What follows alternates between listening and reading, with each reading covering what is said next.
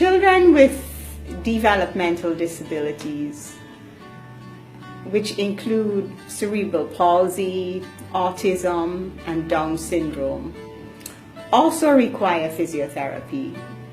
A developmental disability means that the child is not achieving the normal motor milestones. This is very disturbing for a parent, where their kid is just not learning to move, learning to speak, learning to use their hands, learning to balance the way they are supposed to. Early referral to therapy is extremely important. Therapy, the role of therapy in all of this is twofold. First, we teach the parents and the caregivers how to handle the children, what activities they should do with their children. And it becomes so we introduce them to a form of therapeutic care. This is the way you stimulate the child. This is the way you hold your child. This is the way you position your child, with a view to helping them to be able to sit up, to hold up their head, to roll, to stand, to creep, to crawl, and eventually to achieve independent walking. So it's a two-part process where you've got to get buy-in from the parents, because as a therapist you only get 1 hour with the child, but for the other countless hours that exist, the child's development has to be supported by the activities that the caregivers and parents expose them to. So it is very important that they establish this relationship with therapists early to support and facilitate the process of their child's development. With Fragile X syndrome, sometimes just called Fragile X, the X refers to the X chromosome, where the disease gene's located. The fragile refers to the fact that under a microscope, the X chromosome looks fragile or broken at the site of the mutation. That's because the chromatin which makes up the chromosome gets really condensed at that point. Fragile X is a genetic disease that affects various organ systems. Now, the gene for Fragile X is called FMR1, which stands for Fragile X Mental Retardation 1. Mental retardation is an old term for intellectual disability, which is one of the key features of Fragile X syndrome. The FMR1 gene has a triplet repeat, or trinucleotide repeat, which means that a group of 3 DNA nucleotides is repeated multiple times in a row. In FMR1, it's the nucleotides cytosine, guanine, and guanine, or CGG. These CGGs are found in the 5' untranslated region of FMR1. A 5' untranslated region is the part of the DNA at the beginning of the gene that's made into mRNA but not protein, and helps modulate gene expression. Just upstream from the 5' untranslated region is FMR1's promoter, the region that causes the gene to be transcribed into mRNA, which is usually turned on. Expressed FMR1 mRNA gets translated into Fragile X mental retardation protein, or FMRP, and it helps in development of the brain and other tissues. In Fragile X syndrome, there's a repeat expansion, meaning there's an increased number of CGG repeats in the gene. This repeat expansion is caused by slipped mispairing, which is where the enzyme DNA polymerase gets confused when copying a repetitive sequence. DNA polymerase loses its place among the FMR1 triplet repeats and goes back to recopy what it already just copied.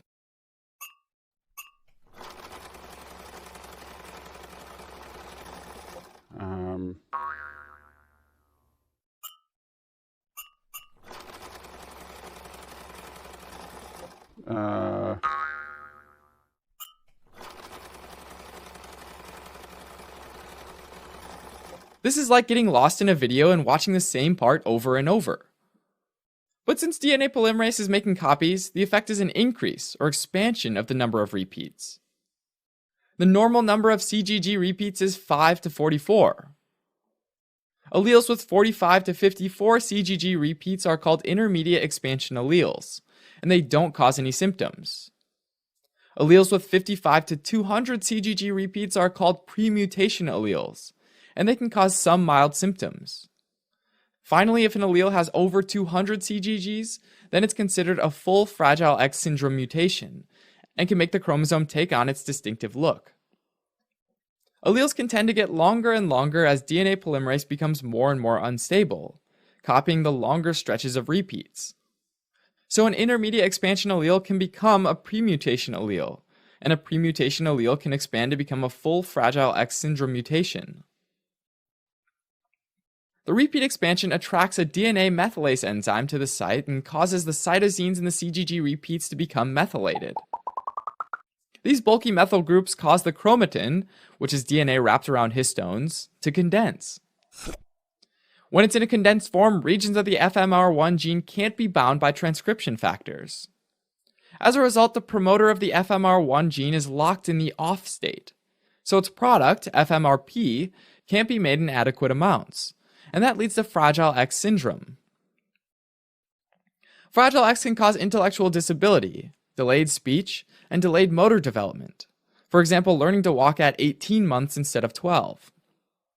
Many children with Fragile X also develop autism, ADHD, and seizure disorders. Individuals with Fragile X syndrome can develop classic physical features as well, like a long and narrow face, a prominent jaw and forehead, and large ears that stick out. These facial features might not be seen in an infant, but become obvious as the child becomes older. Males can also have larger than normal testes after puberty. Fragile X is typically milder in females than males, and many females with the Fragile X mutation have no symptoms due to reduced penetrance. This is because females have a normal backup copy of FMR1 on their other X chromosome. Skewing of X chromosome inactivation, which is the process in development where each cell picks one X chromosome to rely on, can make a female more or less likely to show symptoms. Interestingly, FMR1 expansions are almost always inherited from the mother. Premutation carriers have too few repeats to get Fragile X, but they can have other symptoms. For example, Fragile X-associated tremor ataxia syndrome, or FXTAS. FXTAS is an adult-onset, progressive neurological disease that includes intention tremor, which is a shaking when movement is initiated, ataxia, which can make walking difficult, memory and cognitive problems, and white matter changes detected by brain MRI. Female premutation carriers can also get FMR1-related primary ovarian insufficiency, where the ovaries shut down early and menopause starts before age 40. Fragile X, FXTAS, and FMR1-related primary ovarian insufficiency are diagnosed by a DNA test that counts the number of CGG repeats. It's important to make the diagnosis in order to counsel the individual about the risks of the diseases in current and future family members. FMR1 testing is often done for individuals with intellectual disability, developmental delay, or autism, and carrier testing can be done for pregnant women. Treatment of Fragile X is directed at individual symptoms. For example, special education for intellectual disability, stimulants for ADHD, and evaluation by a reproductive endocrinologist for premature ovarian insufficiency. Alright, as a quick recap. Fragile X syndrome is a genetic disorder caused by expansion of over 200 CGG triplet repeats in the FMR1 gene on the X chromosome.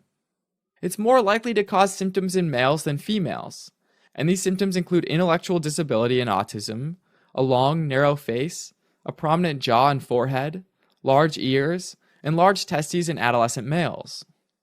Premutation carriers who have an intermediate number of repeats can have Fragile X tremor ataxia syndrome, as well as premature ovarian failure.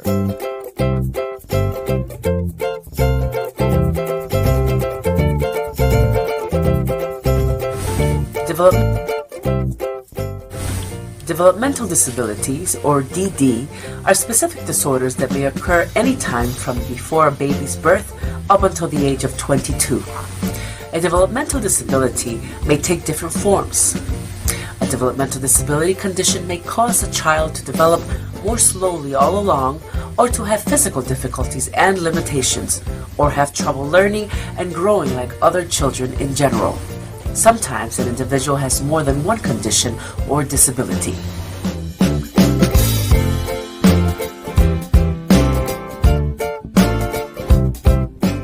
Eligibility. To receive services, a person must have significant challenges which limit their ability to function in comparison to their non-disabled peers. Become disabled before the age of 22 with intellectual disability, cerebral palsy, epilepsy, autism, familial dysautonomia, neurological impairment, or any other condition which causes impairment in general intellectual functioning or adaptive behavior.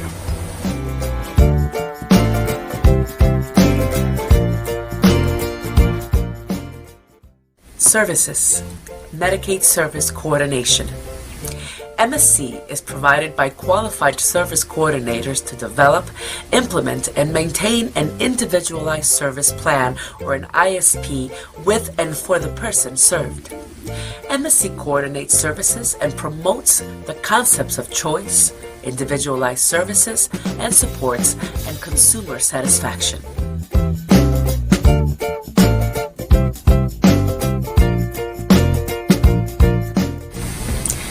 Support.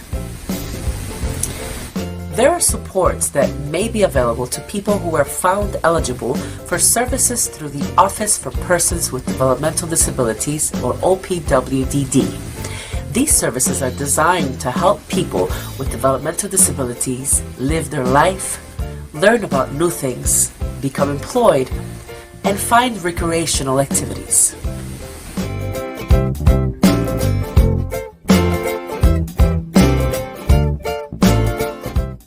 Front door.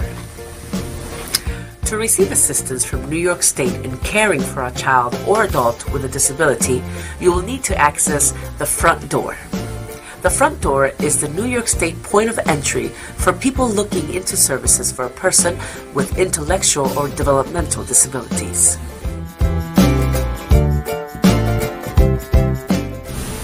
Did you know over 6 million individuals in the United States have developmental disabilities?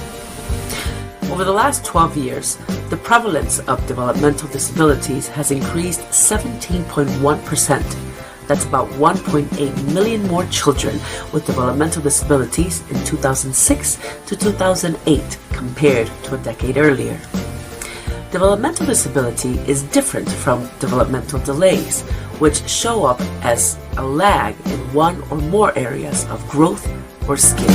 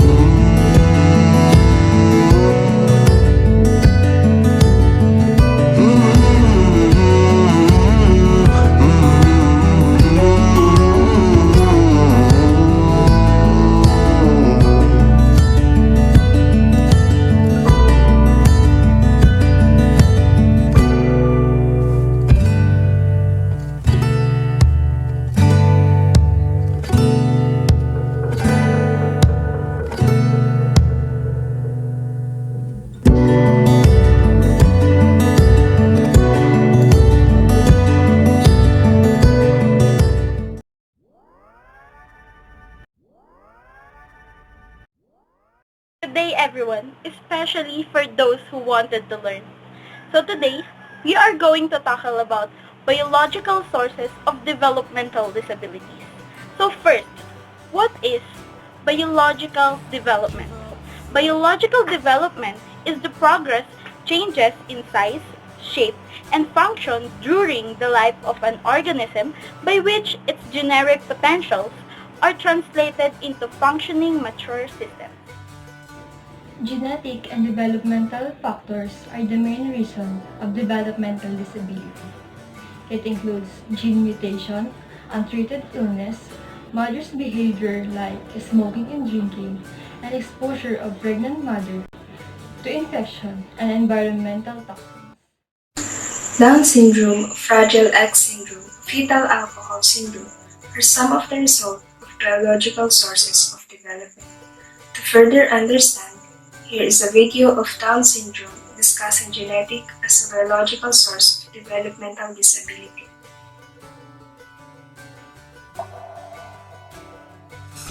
As you're probably well aware, our DNA is like this humongous blueprint of information on how to make a human. Usually this massive document is packaged up nicely into a storage bin called a chromosome. Actually, usually we have 46 chromosomes that we use to neatly organize all our information, depending on how you define organize. Each of the 46 chromosomes is actually part of a pair of chromosomes, since you get one from each parent, so 23 pairs. If you wanted to make another human, first you'd have to find someone that feels the same way, and then you both contribute half your chromosomes, so one from each pair, right? 50-50. Now, what if someone contributes one too many? Say dad contributes 23 and mom contributes 24. Is that possible? Yes, and it's the basis of one of the most common chromosomal disorders, Down syndrome. Someone with Down syndrome has 47 chromosomes instead of 46.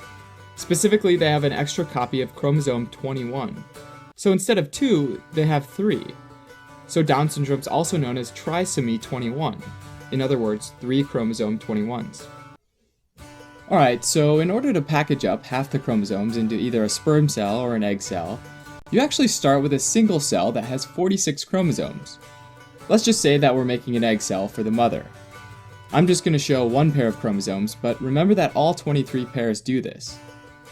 So the process of meiosis starts, which is what produces our sex cells, and the chromosomes replicate, and so now they're sort of shaped like an X. Even though there are 2 copies of DNA here, we still say that it's one chromosome, since they're hooked together in the middle by this thing called a centromere. Okay, now the cell splits in 2 and pulls apart the paired chromosomes. So in each of these cells, you've now got 23 chromosomes. Now the 2 copies of the chromosomes get pulled apart, and the cell splits again, which means 4 cells, each still with 23 chromosomes. Now these are ready to pair up with a sperm cell from dad that has 23 chromosomes as well, totaling to 46 chromosomes, and voila! 9 months down the road, you've got yourself a baby. Now, with Down syndrome, or trisomy 21, a process called non-disjunction accounts for about 95% of cases. Non-disjunction means the chromosomes don't split apart. If the chromosomes in this first step don't split apart, then one cell ends up with both chromosomes and the other gets none. Then the final result is 2 cells with an extra chromosome and 2 cells missing a chromosome. Non-disjunction can also happen in the second step though. So first step goes great, and both cells have a chromosome. But if they don't split apart in the second step, then the final result is 1 cell with an extra chromosome, 1 cell missing a chromosome, and 2 with the right number of chromosomes. Now if a sperm cell combines with any of these that have a duplicate of chromosome 21, then the combined cell will have 1 extra copy of chromosome 21. In other words, 3 chromosome 21s, or trisomy 21. In case you were wondering, the sperm could also combine with these cells that have a missing chromosome. If that's the case, then there would be a total of only 1 chromosome 21, and we would call that monosomy 21. In my example, we followed the egg cell from the mother, but this process could happen the opposite way, where the sperm starts out with too many or too few copies of chromosome 21. Apart from non-disjunction, Robertsonian translocation accounts for about 4% of trisomy 21 cases. Translocation, in this case, is a fancy way of saying move from one place to another. So a part of one chromosome moves and switches places with a part from another chromosome. In this case, the long arm of chromosome 21 translocates over to chromosome 14, and you end up with two hybrids, one with both long arms and one with both short arms. This little guy with the short arms carries just a little bit of usually non-essential genetic information, and is typically lost by the end of meiosis. So there are a few ways that this can go down. First, including the translocated chromosomes, they replicate, and now these could split into one with both normal chromosomes and one with the long guy and the short guy. In which case, after splitting again, you'd have two normal cells and two cells with a big guy, since remember we lost the little guy along the way. So now contribute the other parent's DNA, and you've got two normal cases, and then these two cases are called balanced carriers. And we say that it's balanced because you've still got both long arms, and so most of the genes are still here. Kind of like a 2-for-1 deal. Okay, now let's say that the normal chromosome 14 ends up with the short, and normal chromosome 21 with the long. Now you get two cells with the normal and long arm, and two cells with the normal and short arm, which remember is usually lost. So these have one extra chromosome 21, since the long arms carry most of the genetic material for both chromosomes 14 and 21, and these ones are missing chromosomes. Now combine these with the other parents again, and you have trisomy 21 here and monosomy 21 here, since it's missing a chromosome 21. If this process was switched such that chromosome 14 ended up with the long chromosome first, then you'd ultimately end up with trisomy 14 and monosomy 14. So of the 12 possibilities, 2 end up being trisomy 21, right? With Robertsonian translocation, one of these chromosomes needs to be chromosome 21, right? Even though the other is usually chromosome 14, it can actually be other chromosomes as well, like chromosome 22. Finally, about 1% of patients are mosaic, meaning that their cells are mixed, and some have 46 chromosomes and some have 47. How does that happen though? Well, let's think about what happens after conception. So you've got this one cell, called the zygote, that needs to develop into a human, right? Since we aren't single-celled organisms, it has to divide over and over again, essentially producing every kind of cell in the body. Now, each of these divisions is called mitosis. Non-disjunction of chromosome 21 can also happen during mitosis, in which case you'd end up with one cell that has an extra chromosome 21, and one without. So one with 47 total chromosomes and one with 45.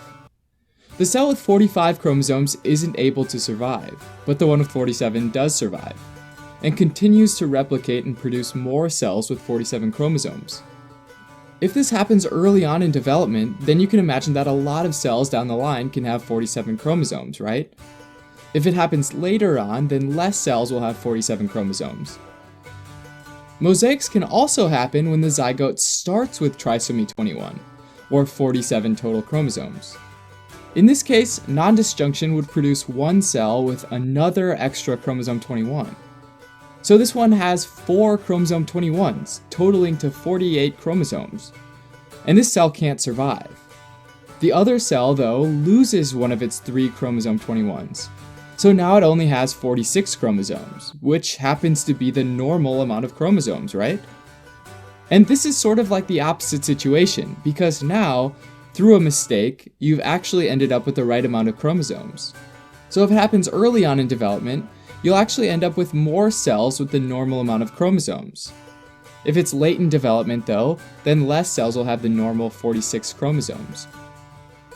Having an extra chromosome 21 is one of the most common chromosomal disorders, and not surprisingly, it has an effect on almost every organ system in the body. And for that reason, there's a long list of common issues for those affected with Down syndrome.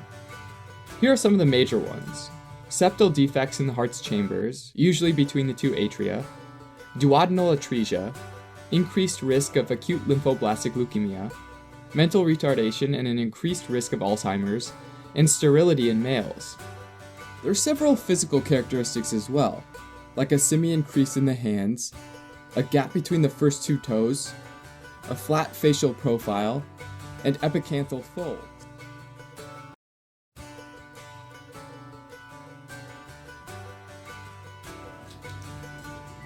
There are a lot of biological sources of developmental disability. It is not just luck that someone has it. As a parent, you can be the source. As a neighbor, you can be the source. Developmental disabilities are sometimes hard to see. It takes years to diagnose a person with it. It's like a quicksand that will slowly devour you. In one wrong move, you can destroy someone's life. Children with developmental disabilities exhibit a wide range of mental and physical deficits.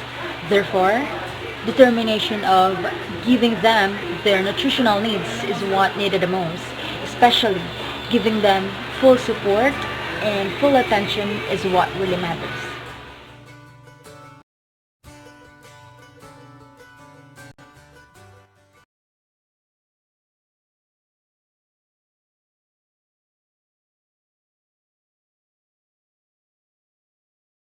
The 3 stages of prenatal development.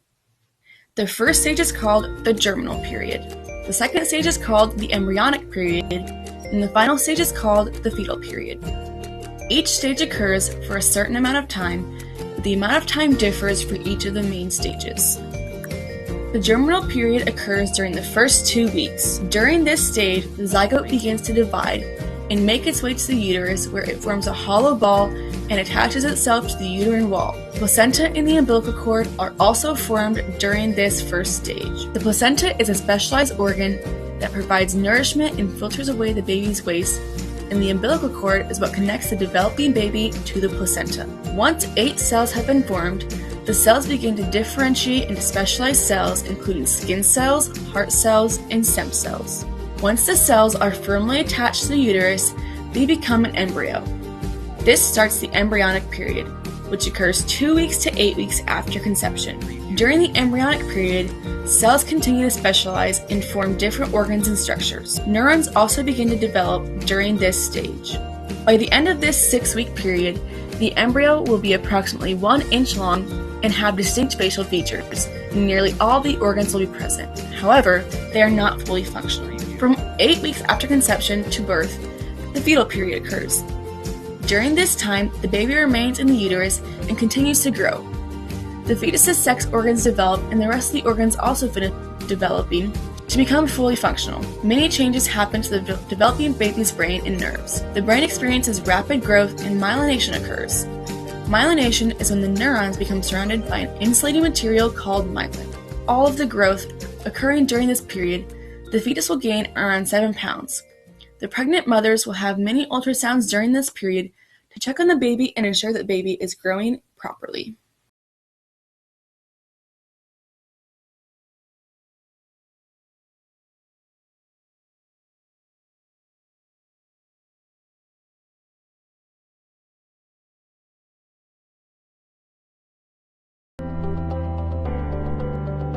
Going to have a baby soon? Well, congratulations! And while you are all set to welcome your little one, here's one more thing you must do to ensure that your child has a healthy foundation. Sign up for newborn screening, a simple test to ensure that your child has a healthy start. Once born, a baby may appear healthy and active. However, he or she may have hidden genetic or metabolic conditions such as lactose intolerance or sickle cell anemia.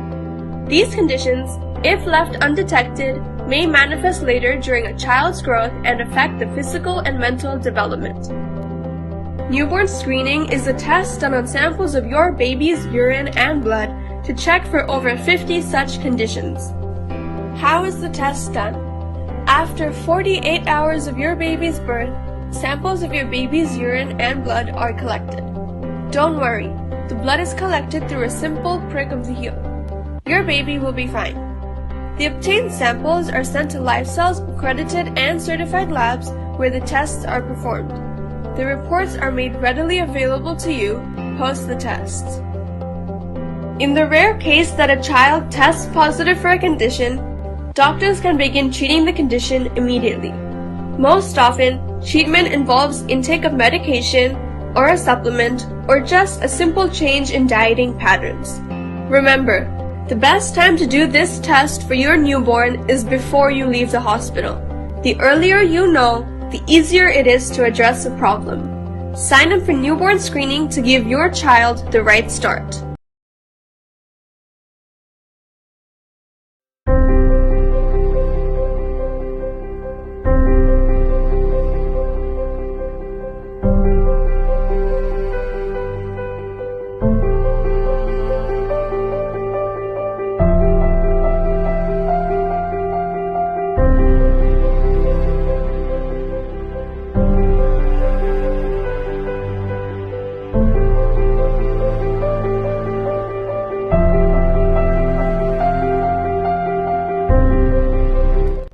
So I'll be the first to admit that learning the developmental milestones is one of the most challenging, and by challenging I mean frustrating things I had to learn in medical school.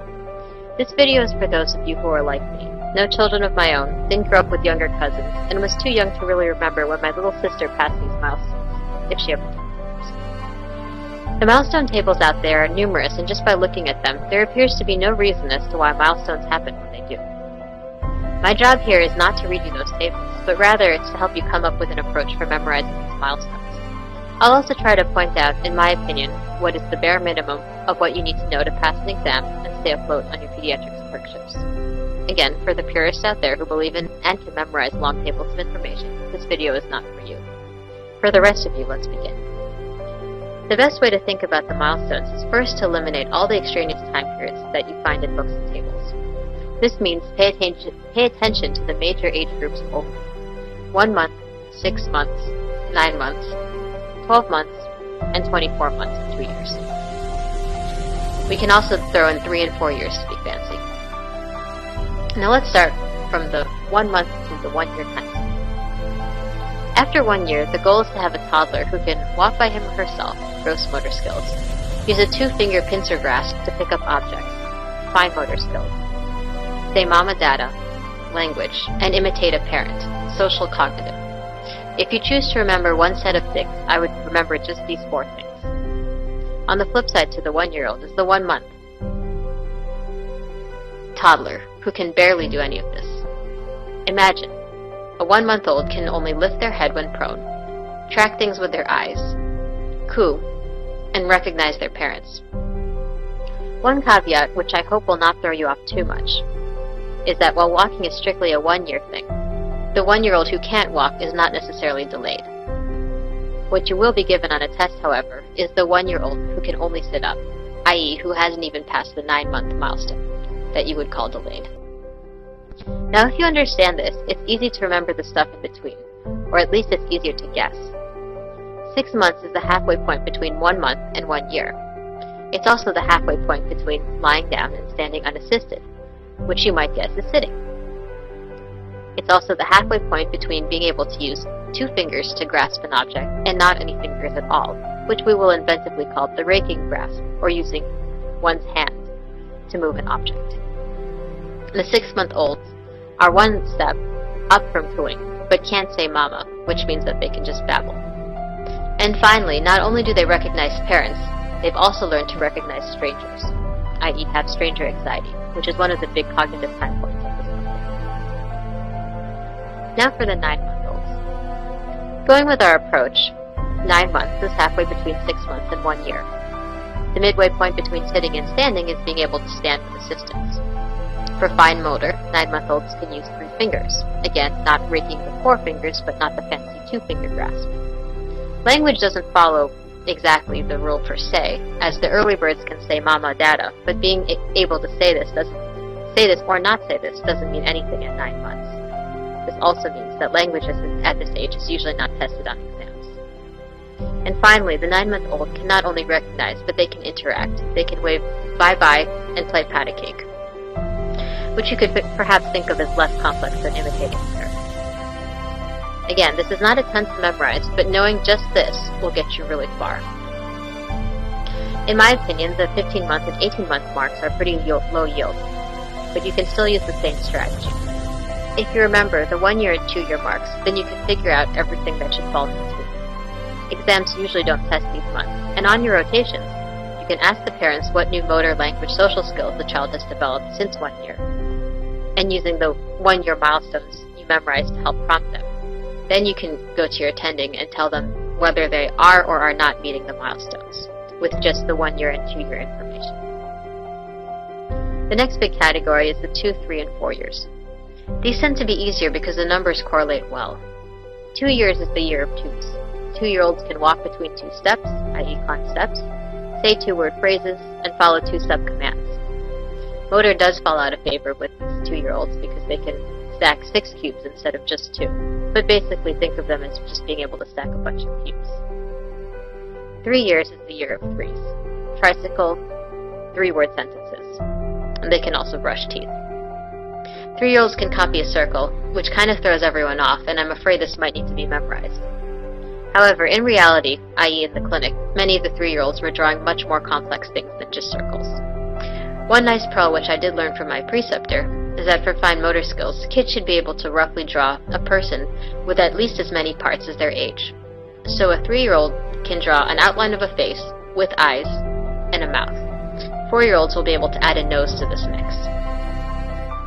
And finally, the 4-year-old can hop, copy across, and play with other kids. So this is my attempt at a picture mnemonic. You can picture the 4-year-old, whose legs look like a fork, hopping along boxes with crosses next to other kids. Again, this is a very bare-bones approach to learning these milestones, but hopefully this made a bear of a table to something slightly more digestible. For those who like to memorize or are interested in PEDS, at least now you have a good framework for memorizing the rest. Now for the take-home points. These are the bare minimums to know. 6 months, sit up, raking grasp, stranger anxiety, babbling. 9 months, between the 6-month and 1-year mark, they can walk with assistance, 3-finger grasp, way bye-bye, had a cake, and possibly say mama dada. At 1 year, now they can walk, use a 2-finger grasp, say mama dada, and imitate a parent. 2 years, 2-word phrases, 2 steps, 2-step commands, and stacking cubes. 3 years, 3-word sentences, rides a tricycle, brushes teeth, and circle drawing. Sorry, you have to memorize that. And finally, 4 years, they can hop, copy across, and play with others. Just try to remember the silly picture mnemonic I drew.